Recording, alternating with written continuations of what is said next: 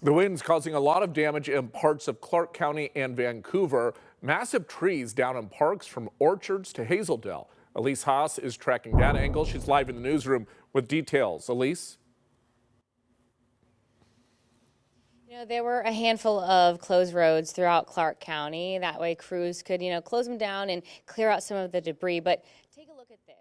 Where we saw some of the most significant damage was actually in the public parks. So Otto Brown Neighborhood Park, we were able to see 7 80 to 100 foot tall trees that all came toppling down in this windstorm overnight. But no one got hurt. But a homeowner did tell us that their fence is damaged. We were able to speak to some people at the park who woke up because they heard all those high winds. They came out in the daylight to see the trees. Just look at this. This is not normal. I mean, like, we just heard a bunch of trees, saw this. Some people sent it to us. It's pretty insane.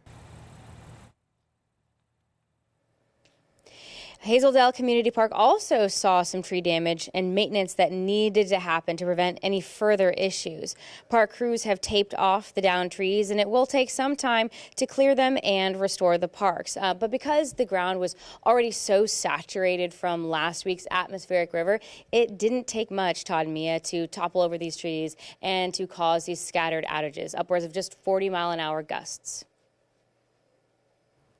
All right, Elise Haas live for us tonight in the newsroom. Elise, thank you.